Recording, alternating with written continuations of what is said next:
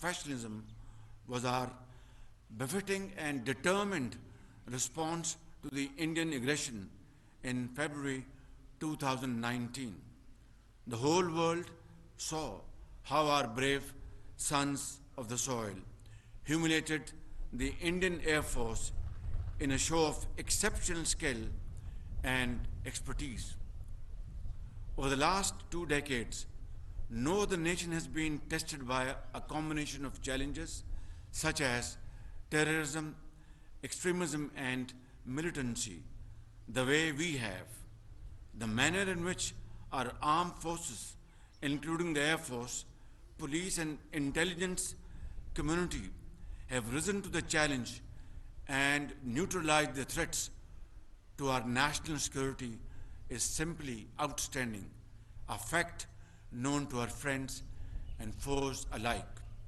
Ladies and gentlemen, all along, our nation has stood behind their armed forces like a solid rock and will continue to do so to thwart the designs of anti-Pakistan forces.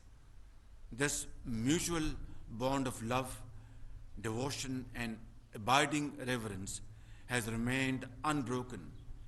I have unwavering belief that our armed forces will always live up to the expectations of the people in the future as well. My dear cadets, joining the Pakistan Air Force has been a cherished dream of our youth.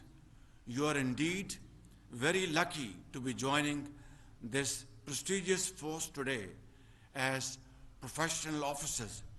As you embark on your careers, please discharge your duties with honor, integrity, discipline, and courage. The nation expects nothing less from you.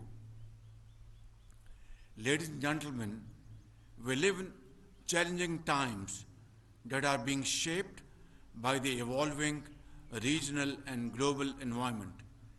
Interplay of geopolitical and geoeconomic factors is having a profound effect on the world.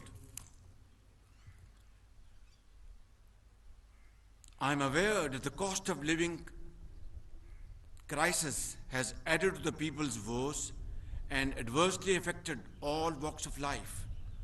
We cannot leave our people at the mercy of the disruptions in the global markets.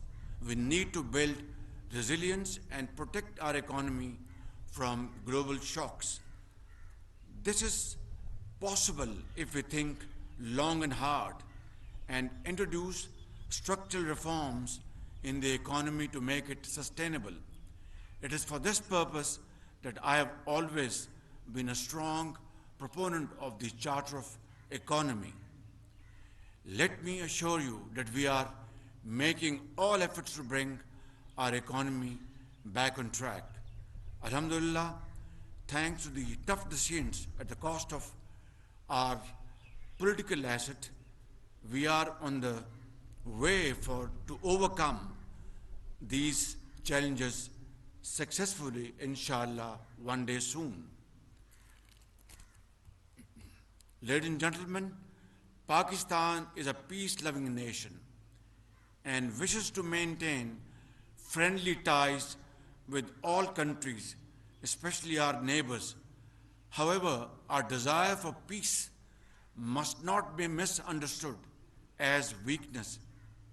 Let me make it clear that there can be no peace in South Asia without a just and a fair settlement of the Jammu and Kashmir dispute in line with the UN resolutions and the aspirations of the people of Kashmir. We condemn the grave human rights violations in Indian illegally occupied Jammu and Kashmir and urge the world to take note of the illegal changes introduced by India.